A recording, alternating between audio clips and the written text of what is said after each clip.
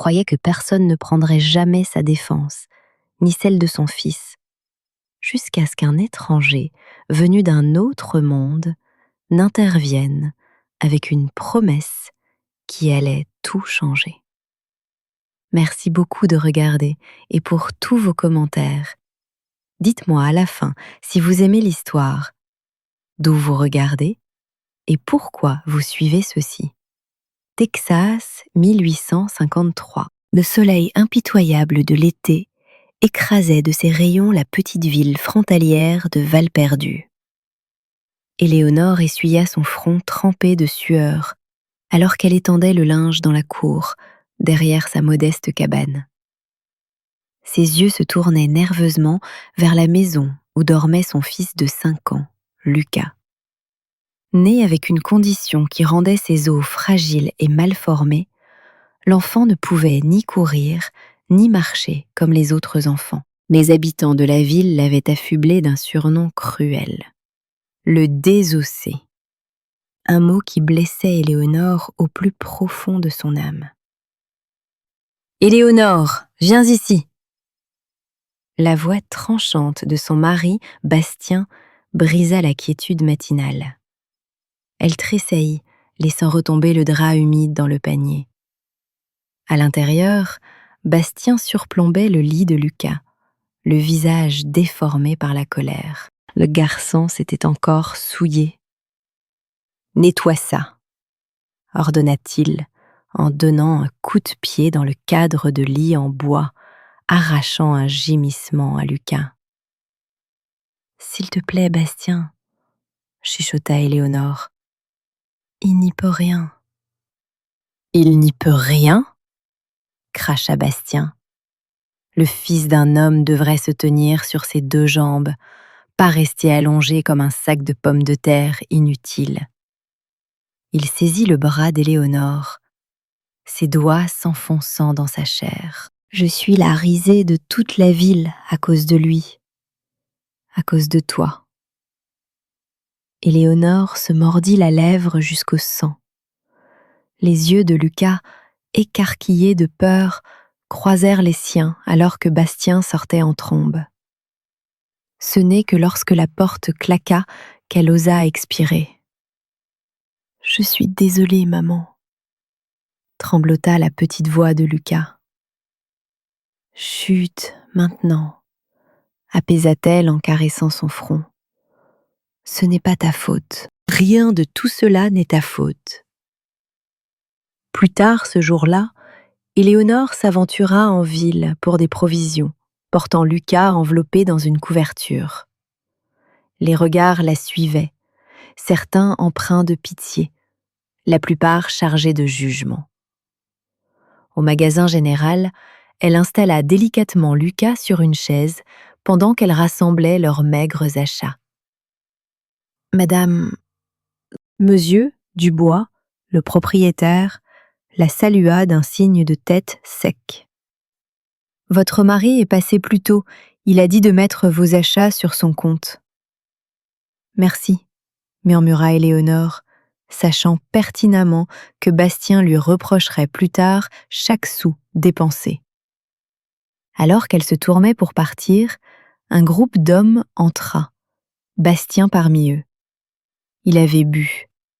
Elle le devinait à la rougeur de son visage, à sa démarche lourde et instable.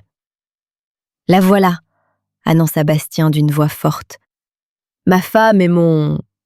fils. » Il appuya sur le dernier mot avec un sarcasme cruel. Éléonore serra Lucas plus fort contre elle, tentant de se frayer un chemin parmi les hommes. « 1 minute !» dit l'un des compagnons de Bastien en lui bloquant le passage. « Laisse-nous voir le garçon. On dit qu'il n'a pas d'os. »« S'il vous plaît, » chuchota Éléonore. « Nous devons rentrer. » Bastien lui agrippa l'épaule, la forçant à pivoter. « Montre-leur, Éléonore. Montre-leur la déception que tu m'as donnée. » Avant qu'elle ne puisse réagir, Bastien arracha la couverture, exposant les membres tordus de Lucas. L'enfant cria essayant instinctivement de cacher son visage contre la poitrine de sa mère. « Vous voyez ça » rit amèrement Bastien. Il ne tient même pas debout. 5 ans est aussi inutile qu'un veau nouveau-né. Des larmes coulaient sur le visage d'Éléonore, tandis que les hommes regardaient. Monsieur Dubois s'éclaircit la gorge, mal à l'aise, mais ne dit rien. « Bastien, je t'en prie, » supplia Éléonore, « pas ici. »« Ou alors, » ricana-t-il, « à la maison, où personne ne peut voir le fardeau que tu m'as imposé. » Sa main partit, la giflant au visage. Éléonore trébucha, manquant de lâcher Lucas. Le cri terrifié de l'enfant remplit le magasin.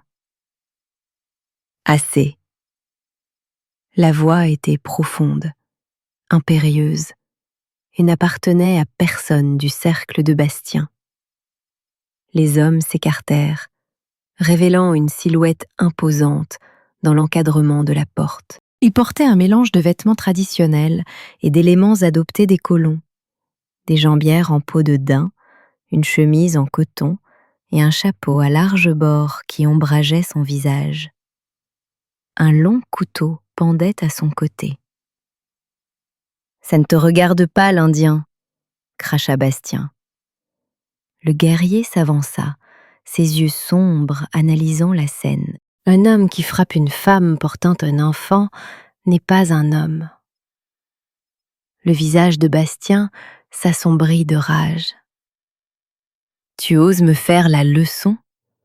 C'est ma femme, mon fils, et cela me donne le droit de leur faire du mal. » La voix du guerrier restait calme, mais ses yeux brillaient dangereusement. « Sortez d'ici, loup gris !» intervint nerveusement Monsieur Dubois.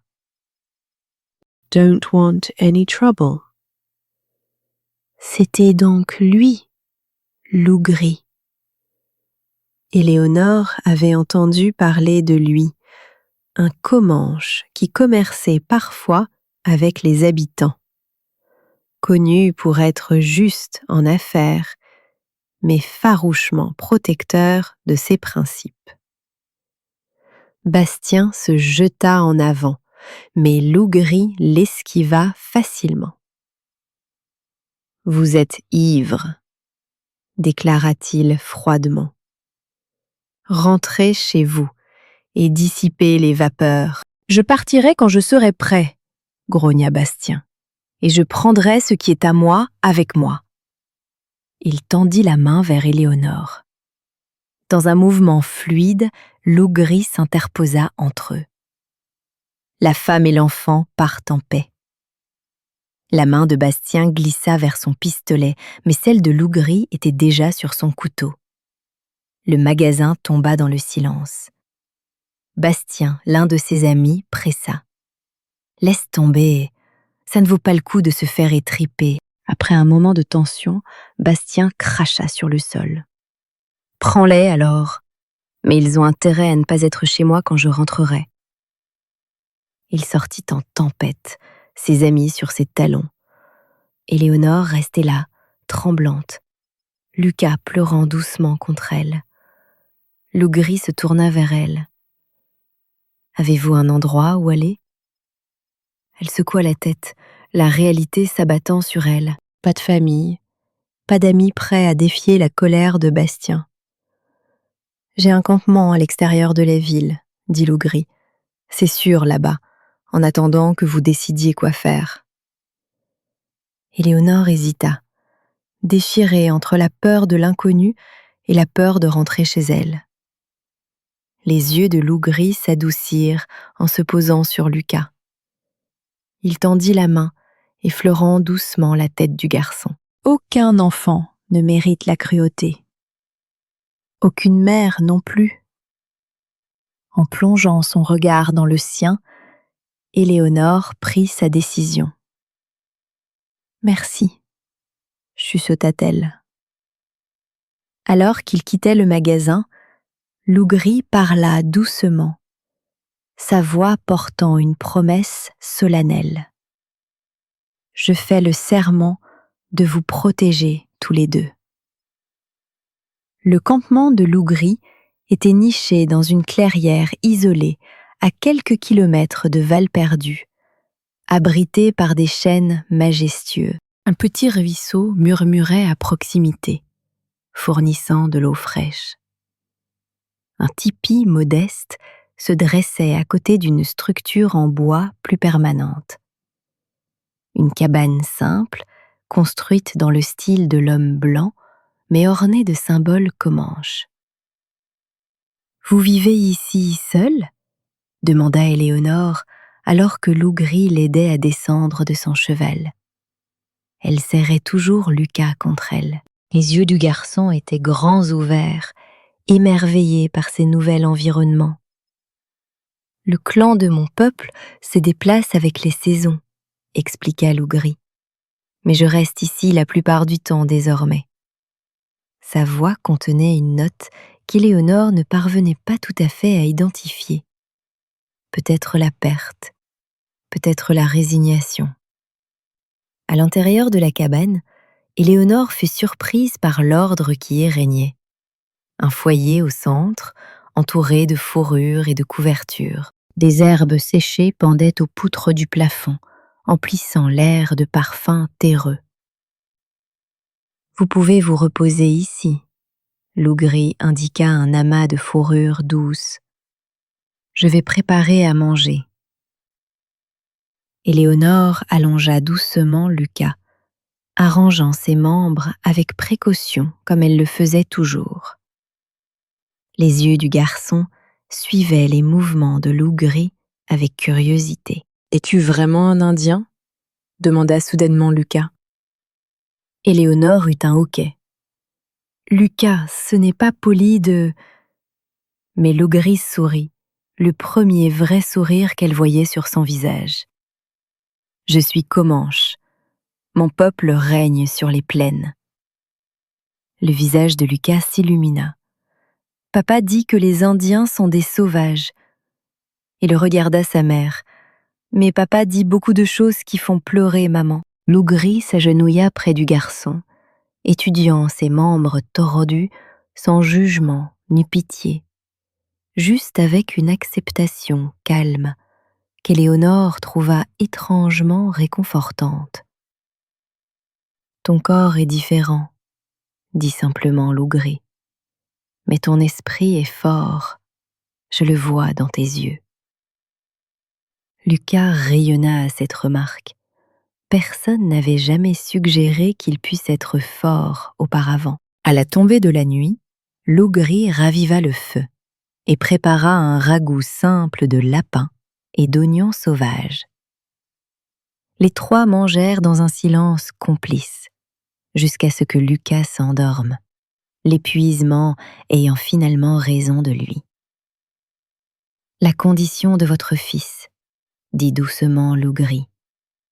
« Je l'ai déjà vu parmi mon peuple. » Éléonore leva les yeux, surprise. « Vraiment ?» Il hocha la tête. Un enfant né dans notre clan avait des os qui se brisaient facilement, des membres qui ne voulaient pas se redresser. Notre guérisseuse l'a soigné avec des herbes spéciales, a enveloppé ses membres pour leur donner de la force. « Est-ce que ça a aidé ?» demanda Éléonore, l'espoir s'insinuant dans sa voix pour la première fois depuis des années. « En partie. Il a vécu pour devenir un homme, bien qu'il n'ait pas pu être un guerrier. » Les yeux de Loup Gris reflétaient la lueur du feu. « Il est devenu conteur, gardien de nos histoires. Sa valeur pour le clan n'a jamais été remise en question. » Des larmes montèrent aux yeux d'Éléonore. En ville, ils l'appellent le désossé. Ils disent qu'il ne vaut rien, qu'il est un fardeau. Les gens de votre ville manquent de sagesse, déclara Loup Gris d'un ton sans appel. Chaque vie a un but. Bastien n'a pas toujours été comme ça, dit doucement Éléonore. Quand nous nous sommes mariés, il était gentil. Mais quand Lucas est né... Elle laissa sa phrase en suspens, perdue dans des souvenirs douloureux. Certains hommes ne peuvent affronter ce qu'ils ne comprennent pas, offrit Lougri. Ils transforment la peur en colère. Que se passera-t-il demain ? Demanda Éléonore, la question qui pesait sur son esprit faisant enfin surface. C'est à vous d'en décider, répondit Lougri. Vous et votre fils pouvez rester ici aussi longtemps que nécessaire. Bastien viendra nous chercher, prévint-elle. L'expression de Lougri se durcit. Qu'il vienne. Le lendemain matin, Éléonore se réveilla pour trouver Lucas déjà levé, assis dehors avec Lougri. Le guerrier montrait au garçon comment sculpter un petit animal en bois. « Vois comment le couteau suit le fil » expliquait patiemment Lougri. Le bois nous dit ce qu'il veut devenir. Le visage de Lucas était froncé par la concentration alors qu'il observait. Jamais Éléonore ne l'avait vu aussi engagé, si présent dans l'instant plutôt que replié sur lui-même comme il l'était habituellement avec Bastien. « Bonjour » appela-t-elle doucement. Lucas leva les yeux avec un sourire plus radieux qu'elle n'en avait vu depuis des mois. « Maman, Lougri m'apprend à sculpter. Il dit que je pourrais faire un cheval avec de l'entraînement. » Lougri rectifia, son sérieux habituel adouci par une expression bienveillante. « Je dois aller en ville, » dit Éléonore. « Il y a des choses dont nous avons besoin si nous devons rester. » Lougri hocha la tête. « Je vous accompagnerai. »« Non. » Éléonore secoua la tête. Cela ne ferait que provoquer davantage Bastien de nous voir ensemble. Je dois l'affronter seule, récupérer nos affaires. Lougri étudia son visage. « Vous comptez retourner vers lui ?»« Non, » dit fermement Éléonore, « mais je ne partirai pas avec rien d'autre que les vêtements que nous avons sur le dos. Lucas a besoin de ses médicaments, de sa chaise spéciale, et... » Elle hésita. « J'ai une petite somme d'argent cachée, juste assez pour peut-être recommencer ailleurs. » Après maintes discussions, Lougri accepta à contre-cœur, mais insista pour attendre à l'orée de la ville. Éléonore laissa Lucas sous sa garde, promettant de revenir avant midi.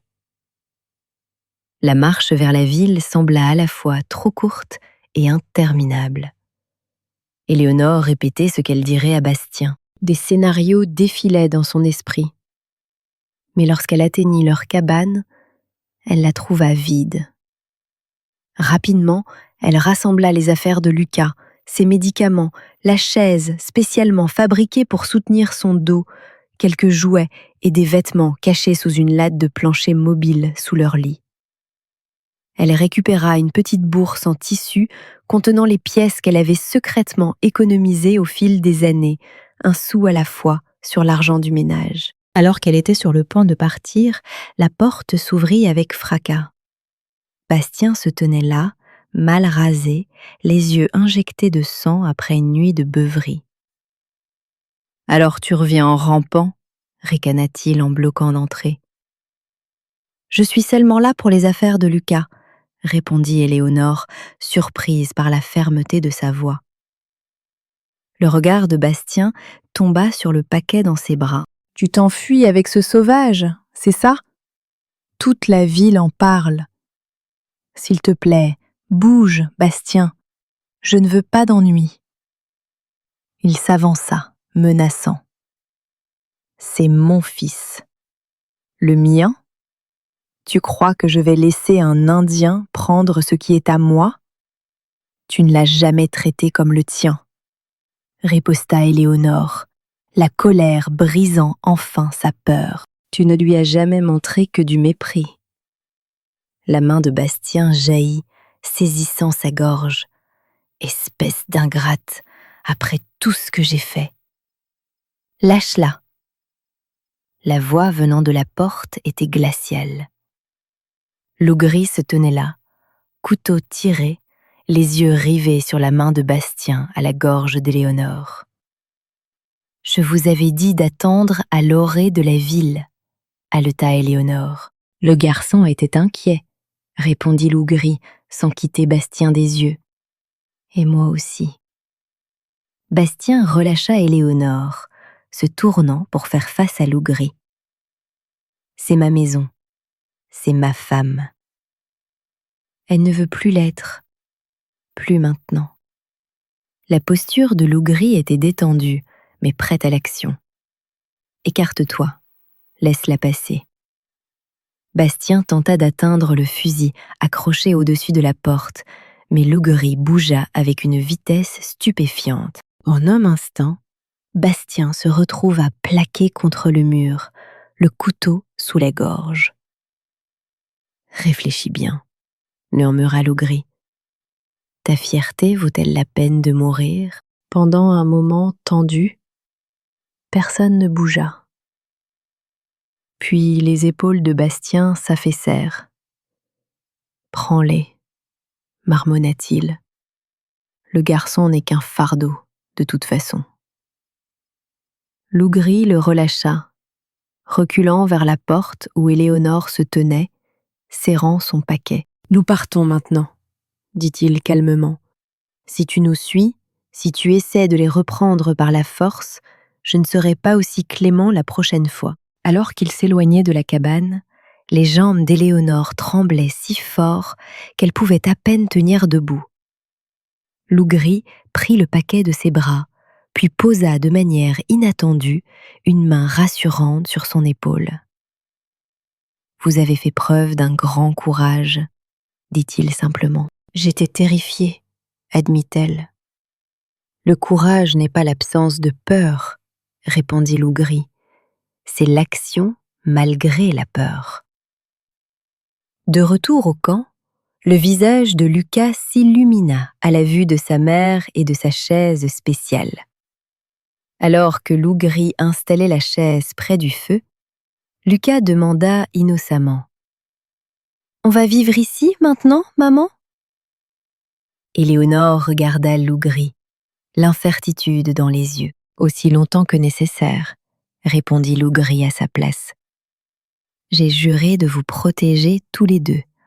Je tiens ma parole. » Cette nuit-là, alors que Lucas dormait paisiblement pour la première fois depuis des mois, Éléonore s'assit près du feu avec Lougri, planifiant leur avenir incertain, une étape prudente à la fois. Les semaines passèrent, et l'été céda progressivement la place aux premiers signes de l'automne.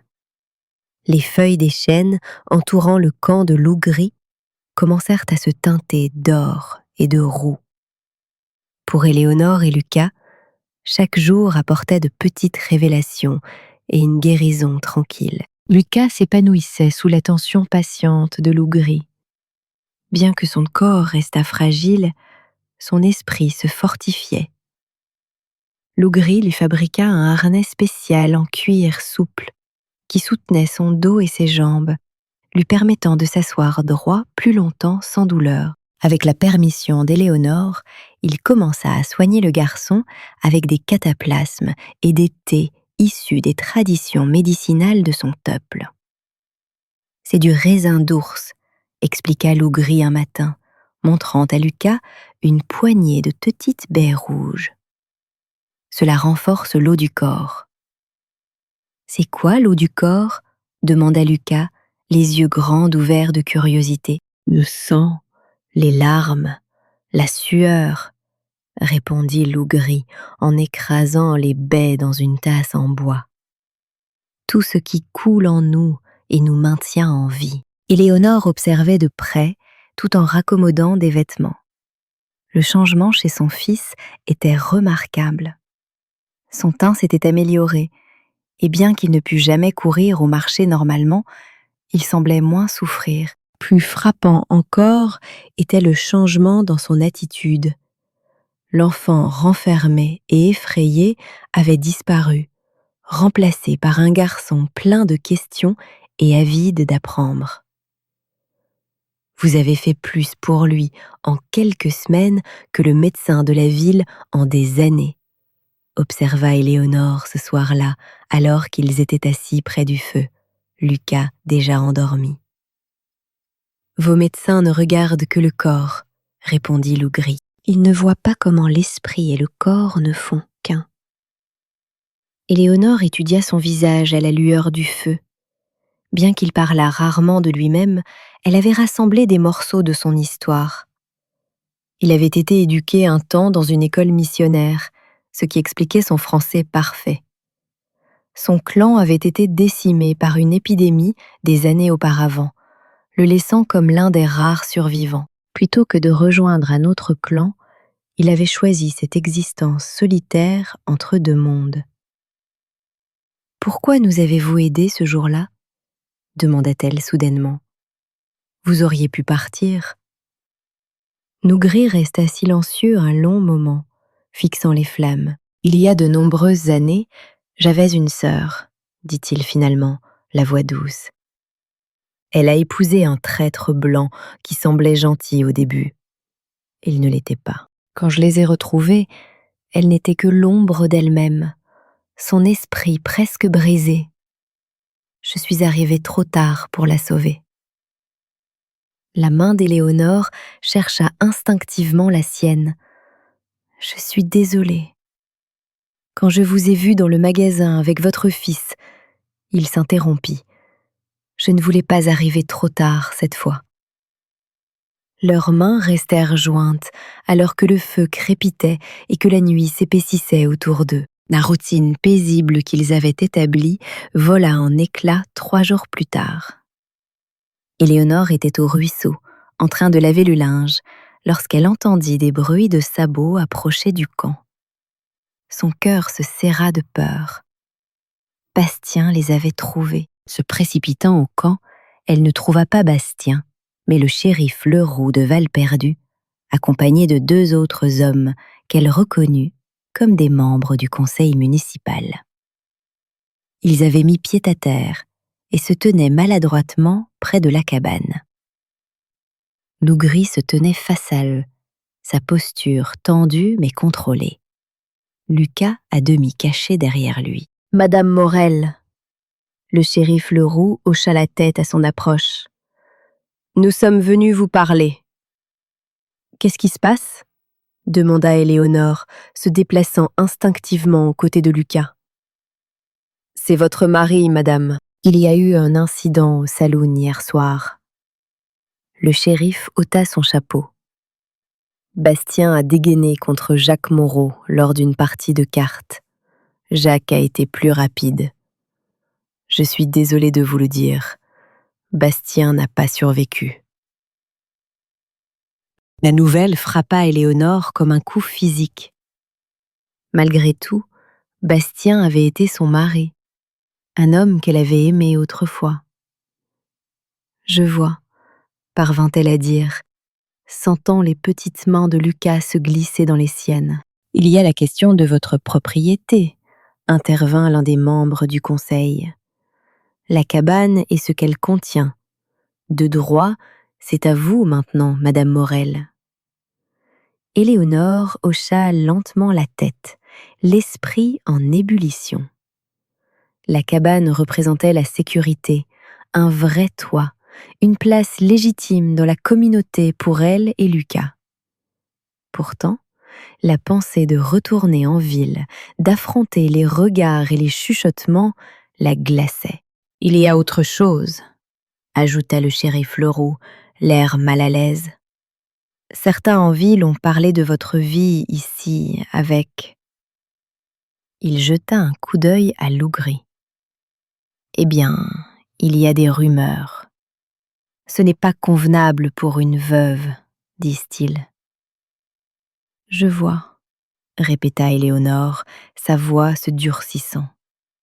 « Et ces gens ont montré une telle préoccupation pour ma dignité lorsque mon mari me battait en public. Les hommes eurent la décence d'avoir l'air honteux. »« Que voudriez-vous que je fasse, shérif ?» demanda-t-elle. « Retourner en ville où mon fils est moqué et traité de désossé, où personne n'a levé le petit doigt pour nous aider? Les temps changent, Madame Morel, prit la parole l'autre membre du conseil. Le chemin de fer arrive au printemps prochain. La ville s'agrandit. Nous allons avoir une vraie école. Votre garçon pourrait... Mon garçon a un nom, l'interrompit Éléonore. C'est Lucas. Lougri, qui était resté silencieux tout au long de l'échange, prit enfin la parole. Que veux-tu, Éléonore ? Demanda-t-il doucement. Pas ce qu'ils veulent, eux. Que veux-tu, toi ? Tous les yeux se tournèrent vers elle. Pendant si longtemps, ses choix avaient été dictés par les circonstances, par Bastien, par les attentes des autres. Maintenant, face à une vraie décision, elle se sentit étrangement calme. « Je veux vendre la cabane et tout ce qu'elle contient, » dit-elle fermement. « Shérif, si vous pouviez gérer la vente pour moi, je vous en serais reconnaissante. » « Et ensuite ?» demanda le shérif Leroux. Éléonore regarda Lougri, une question dans les yeux. Il fit un signe de tête presque imperceptible. « Alors Lucas et moi partirons, » répondit-elle. « Ailleurs. » Une fois les hommes partis, promettant de revenir avec les papiers pour la vente, Éléonore s'assit lourdement sur une bûche, la réalité de la mort de Bastien s'ancrant enfin en elle. « Es-tu triste, maman ?» demanda Lucas, grimpant prudemment sur ses genoux avec l'aide de Lougri. « Un peu, » admit-elle. « Je suis triste pour l'homme que ton père était autrefois, avant que la colère ne le change. » Lucas hocha la tête solennellement. « Est-ce qu'on va vraiment aller ailleurs ?» Éléonore jeta un coup d'œil à Lougri, qui leur laissait de l'espace mais restait à portée de voix. « Aimerais-tu cela ?» demanda-t-elle à son fils. « Aller dans un endroit où les gens ne nous connaissent pas, où ils n'ont pas d'idée arrêtée sur qui nous sommes ?» Lucas réfléchit à cela. « Est-ce que Lougri peut venir aussi ?» La question resta suspendue dans l'air. Éléonore leva les yeux pour trouver Lougri qui les observait, son expression indéchiffrable. Plus tard cette nuit-là, après que Lucas se fut endormi, Éléonore trouva Lougri assis près du ruisseau, sculptant un morceau de bois au clair de lune. « Je n'ai pas eu l'occasion de vous remercier, » dit-elle en s'asseyant à ses côtés, « pour tout ce que vous avez fait pour nous. » Aucun remerciement n'est nécessaire. « Lucas a demandé si vous viendriez avec nous, » dit Éléonore avec précaution, « quand nous partirons. » Les mains de Lougri s'immobilisèrent. « Et que lui avez-vous dit ?»« Que je vous le demanderai. » Elle prit une profonde inspiration. « Je sais que vous avez votre vie ici, votre lien avec cette terre. Je ne voudrais pas présumer. »« Mon lien est avec les gens, pas avec le lieu, » l'interrompit Lougri. « Mon clan parcourait les plaines. Nous ne prenons pas racine comme des arbres. » « Mais votre maison, ce camp que vous avez construit, un camp peut être rebâti. » Il se tourna pour lui faire face complètement. « Que demandez-vous vraiment, Éléonore ?» Sous le clair de lune argentée, Éléonore rassembla son courage. « Je demande si vous envisageriez de venir avec nous, pas par obligation ou à cause de votre promesse de nous protéger, mais parce que... » Elle hésita. « Parce que ?» l'encouragea-t-il doucement. « Parce que je me suis attachée à vous, » finit-elle simplement. « Et je crois que vous tenez à nous aussi. » Lougri posa sa sculpture. « Parmi mon peuple, un guerrier ne parle pas facilement de ses sentiments. Mais oui, je tiens à vous deux. » Sa main trouva la sienne dans l'obscurité. « Où irions-nous ?»« Vers l'ouest, » suggéra Éléonore. « La Californie, peut-être. On dit que c'est différent là-bas, plus tolérant envers les arrangements inhabituels. Est-ce ce que nous sommes? Un arrangement inhabituel? Il y avait une pointe d'amusement dans sa voix. Comment votre peuple appellerait-il cela? Demanda-t-elle.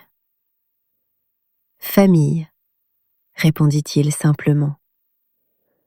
Des chemins différents qui se rejoignent pour n'en faire qu'un. 3 jours plus tard, le shérif Leroux revint avec les papiers de vente et la nouvelle qu'une famille nouvellement arrivée dans la région était intéressée par l'achat de la cabane de Bastien. Le prix offert était suffisant pour acheter un chariot, des provisions et assurer le passage vers l'ouest. Alors qu'Éléonore signait les papiers, le shérif Leroux s'éclaircit la gorge maladroitement.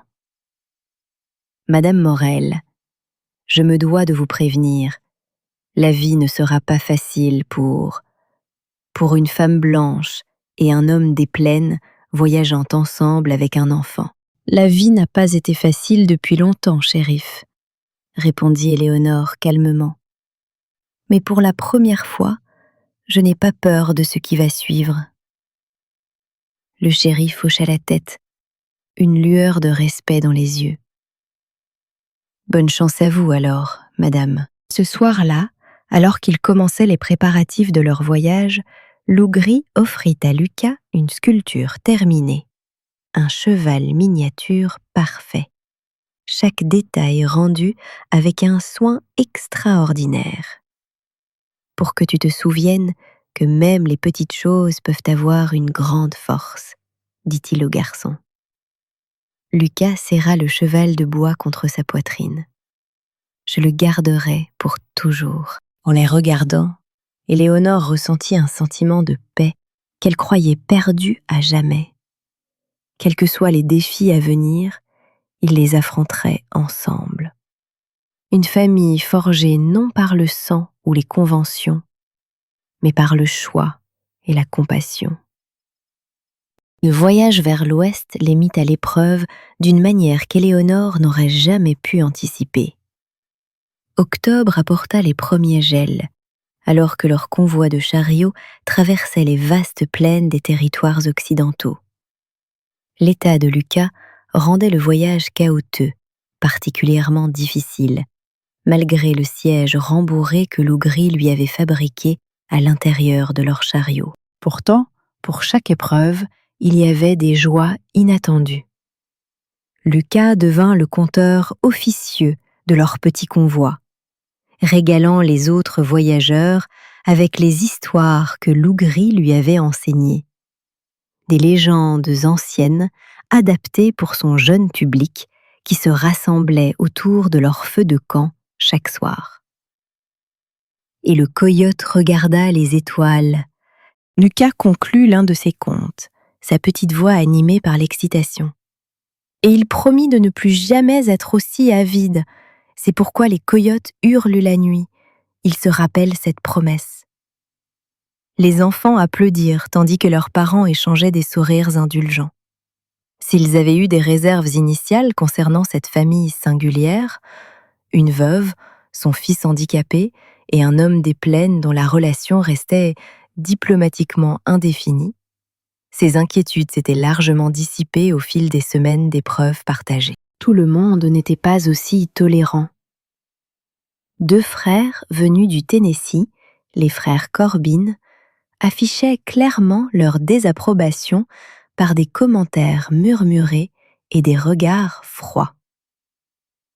Lougri les ignorait avec une indifférence digne. Mais Éléonore remarqua comment ils se positionnaient toujours entre eux et Lucas lorsqu'ils étaient à proximité. « Ils ont peur de ce qu'ils ne comprennent pas », lui dit Lougri un soir alors qu'ils étaient assis à l'écart des autres, regardant les étoiles émerger au-dessus de la prairie infinie. « Ce n'est pas personnel, n'est-ce pas ?» soupira Éléonore. « Est-ce que ce sera toujours ainsi ?» Lougri réfléchit avant de répondre. « Peut-être pas toujours, mais pour l'instant, oui, nous devons l'accepter. » « Comment supportez-vous cela si calmement » demanda-t-elle. La façon dont certains d'entre eux vous regardent. Un rare sourire effleura ses lèvres. J'étais un homme des plaines avant de vous rencontrer. Je suis habitué au regard des hommes blancs. Le chef du convoi, un homme bourru, mais juste, nommé Durand, maintenait généralement la paix. Mais alors qu'ils entraient dans les cols montagneux menant vers la Californie, les tensions montèrent. Les provisions s'amenuisaient, le sentier devenait plus raide et les nerfs s'effritaient. C'est Lucas qui, par inadvertance, fit éclater la situation. Un soir, alors que la température chutait et que la neige menaçait, le garçon développa une forte fièvre. Éléonore resta avec lui toute la nuit, appliquant des linges frais sur son front, tandis que Lougri préparait du thé médicinal à partir d'herbes récoltées en chemin. Au matin, l'état de Lucas avait empiré. Sa respiration était laborieuse, son petit corps brûlant de fièvre. « Il a besoin d'un médecin », chuchota Éléonore, luttant contre la panique. La colonie la plus proche est à 2 jours de route, les informa Durand après avoir examiné le garçon. Mais dans cet état... Je connais un autre moyen, dit le gris. Une vallée à une demi-journée de cheval d'ici. Il y a une source chaude aux propriétés curatives. Mon peuple l'a utilisée pendant des générations. De la médecine de sauvage, ricana Marc Corbin, qui était venu enquêter sur l'agitation. Le garçon a besoin de vrais soins, pas de rituels païens. Il a besoin d'aide maintenant, répondit Lougri d'une voix égale. La source fera baisser sa fièvre. Je ne risquerai pas de retarder tout le convoi, dit Durand. Le mauvais temps arrive. Je l'emmènerai moi-même, décida Lougri. Vous pouvez continuer. Nous vous rattraperons quand il sera plus fort. Éléonore hocha fermement la tête. Je viens aussi, bien sûr. Durand parut troublé. Se séparer du convoi est dangereux. Les Indiens dans ces régions ne sont pas aussi amicaux que... Il laissa sa phrase en suspens, jetant un coup d'œil maladroit à Lougri. Que moi ? Finit Lougri pour lui. Les tribus qui revendiquent ce territoire me connaissent. Ils ne nous feront aucun mal si nous respectons leurs terres. C'est de la folie, intervint Marc Corbin. Vous laissez ce sauvage emmener une femme blanche et un enfant dans la nature pour une mission insensée ? Éléonore se leva, sa patience finalement épuisée. Ce sauvage, comme vous l'appelez, a fait preuve de plus d'humanité que la plupart des hommes civilisés que j'ai connus. La vie de mon fils est en jeu. Je confie cette vie à Lougri, ainsi que la mienne. Durand fit une dernière tentative pour les dissuader, mais finit par les aider à préparer un petit paquet avec les fournitures essentielles. Alors qu'ils se préparaient à partir, plusieurs familles s'avancèrent avec des offrandes supplémentaires. Une courte pointe épaisse, de la nourriture supplémentaire, des médicaments. Nous attendrons 3 jours au col de l'Ouest, leur dit Durand. Après cela, nous devrons continuer. Lougri hocha la tête. Nous comprenons. Avec Lucas soigneusement enveloppé et sécurisé dans les bras de Lougri, ils partirent aux premières lueurs du jour, laissant le convoi derrière eux. Le sentier choisi par Lougri était à peine visible, serpentant à travers une forêt de pins dense et des affleurements rocheux. « Êtes-vous sûr de ce chemin ?» demanda Éléonore après plusieurs heures de voyage difficile. « Je suis passée par ici une fois, il y a de nombreuses années, » l'assura Lougri. Les sources se trouvent dans une vallée cachée, droit devant. À la mi-journée, l'état de Lucas avait empiré. Sa respiration était superficielle, sa peau brûlante au toucher, malgré l'air froid de la montagne. « C'est encore loin ?» demanda Éléonore, incapable de dissimuler la peur dans sa voix. « Juste derrière cette crête, » pointa Loup Gris. « Écoutez, vous pouvez entendre l'eau. » En effet, un faible bruissement porté par le vent se fit entendre. Ils franchirent la crête et Éléonore eut le souffle coupé par la vue en contrebas. Une petite vallée, abritée par des falaises imposantes, s'étendait devant eux. De la vapeur s'élevait d'une série de bassins qui scintillaient d'un bleu turquoise sur le sol poudré de neige. L'air était nettement plus chaud ici, riche d'effluves minéraux. Ils descendirent prudemment vers le plus grand bassin. Loup Gris testa l'eau de la main. « Bien, » fit-il en hochant la tête. « Pas trop chaud. » Avec une infinie douceur, il déballa Lucas et retira les vêtements du garçon. « Les minéraux vont aspirer la fièvre, » expliqua-t-il à Éléonore. « Mais il doit être totalement immergé. »« Est-ce sans danger ?» demanda Éléonore, observant l'eau fumante avec anxiété. « Je le tiendrai, » promit Loup Gris. « Il ne coulera pas. » Loup Gris retira sa propre chemise et entra dans le bassin, l'eau lui arrivant à la taille. Éléonore lui tendit Lucas, et Loup Gris berça l'enfant avec précaution, l'abaissant progressivement dans l'eau riche en minéraux jusqu'à ce que seul son visage reste au-dessus de la surface. Au début, Lucas gémit pour protester. Puis, lentement, ses traits se détendirent à mesure que l'eau chaude l'enveloppait. Les anciens croyaient que ces eaux étaient un don du Créateur, raconta Loup Gris à Éléonore alors qu'elle s'agenouillait anxieusement au bord du bassin. Elles viennent des profondeurs de la terre, portant une médecine qu'aucun homme ne pourrait fabriquer. Pendant des heures, ils restèrent ainsi, Loup Gris debout patiemment dans le bassin, soutenant le corps fragile de Lucas, tandis qu'Éléonore veillait, mouillant occasionnellement le front du garçon avec de l'eau fraîche d'un ruisseau voisin. Alors que le coucher de soleil peignait les falaises de nuances d'ambre et d'or, les yeux de Lucas papillonnèrent et s'ouvrirent. « Maman !» appela-t-il, sa voix faible mais claire. Les larmes de soulagement d'Éléonore tombèrent dans le bassin minéral. « Je suis là, mon chéri. Nous sommes tous là. » Cette nuit-là, ils campèrent près des sources. La fièvre de Lucas était tombée, bien qu'il restât faible. Alors qu'ils dormaient paisiblement entre eux, enveloppés dans la courte pointe donnée, Éléonore se tourna vers Loup Gris. « Vous l'avez sauvé, » dit-elle simplement.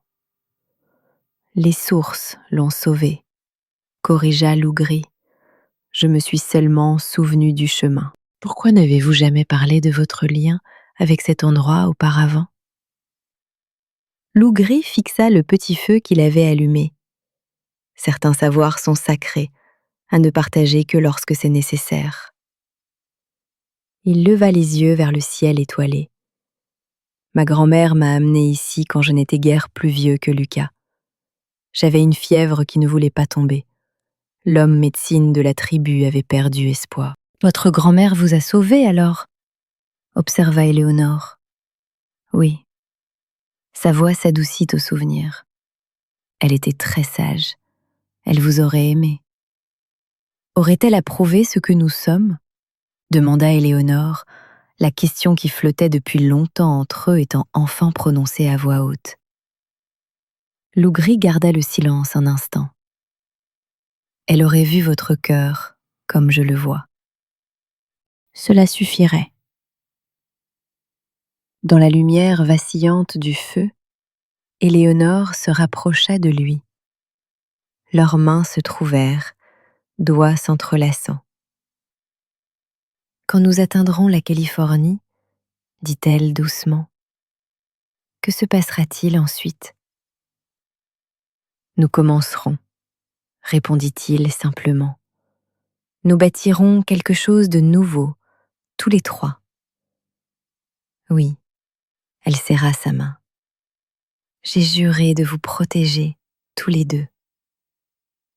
Ce serment ne s'arrête pas à ce voyage. Et si c'était plus que de la protection que je voulais ? Demanda Éléonore, sa voix à peine au-dessus d'un murmure. Laugris se tourna pour lui faire face entièrement. Qu'est-ce que vous voulez, Éléonore ? Une vie ensemble, une vraie famille. Pas juste de la protection, mais... Elle hésita, puis trouva son courage. Mais de l'amour. Amour, répéta-t-il comme pour tester le mot. Dans ma langue, nous n'avons pas ce mot exact. Nous parlons plutôt de la liaison des âmes, de deux êtres devenant un. Sa main libre effleura doucement son visage. Est-ce cela que vous voulez dire ? Oui, souffla-t-elle. Exactement cela. Sous la vaste voûte étoilée, leurs lèvres se rencontrèrent dans un premier baiser timide, promesse de la vie qui les attendait. Ils rejoignirent le convoi 3 jours plus tard. Lucas était encore faible, mais en convalescence. Les yeux brillants d'excitation à propos de l'eau magique qui l'avait guéri. Si les frères Corbin avaient quelque chose à dire sur leur retour, un regard sévère de Durand les fit taire. Alors que le convoi poursuivait son voyage vers l'ouest, à travers les cols montagneux, Éléonore se surprenait souvent à regarder devant elle, non seulement vers la piste, mais vers l'avenir qui se dessinait. Il y aurait encore des défis, une société qui ne les accepterait peut-être jamais totalement, la condition de Lucas qui nécessiterait toujours des soins particuliers. Pourtant, pour la première fois de sa vie, ces défis ne la remplissaient pas d'effroi. En regardant Laugris guider leur chariot et Lucas assis à côté de lui, apprenant à tenir les rênes, elle ressentit quelque chose qu'elle avait presque oublié. L'espoir. Un soir, alors qu'ils campaient haut dans les montagnes, la terre promise de Californie étant presque à portée de main, Lucas posa une question qui le préoccupait visiblement. « Laugris, dit-il sérieusement, quand nous arriverons en Californie, seras-tu mon père ?» Laugris jeta un coup d'œil à Éléonore, puis reporta son attention sur le garçon. « Voudrais-tu cela ?» Lucas hocha la tête solennellement. « Plus que tout !»« Alors oui, » répondit Laugris, son expression habituellement stoïque s'adoucissant. « Je serais honoré d'être ton père. »« Et nous protégeras-tu toujours ?» insista Lucas. « Comme tu l'as promis. » Laugris rassembla Lucas et Éléonore dans son étreinte. « Toujours, jura-t-il, avec tout ce que je suis, je vous protégerai tous les deux. Pas parce que j'ai prêté serment, mais parce que vous êtes mon cœur désormais. » Alors que les premières étoiles apparaissaient au-dessus des montagnes, Éléonore réalisa la vérité de ce que Laugris leur enseignait depuis le début. La famille n'était pas définie par le sang ou les règles de la société. Elle se forgeait par l'amour, par le choix de l'autre chaque jour, en restant unie contre toutes les tempêtes qui pouvaient survenir. Et dans cette certitude, elle trouva la paix.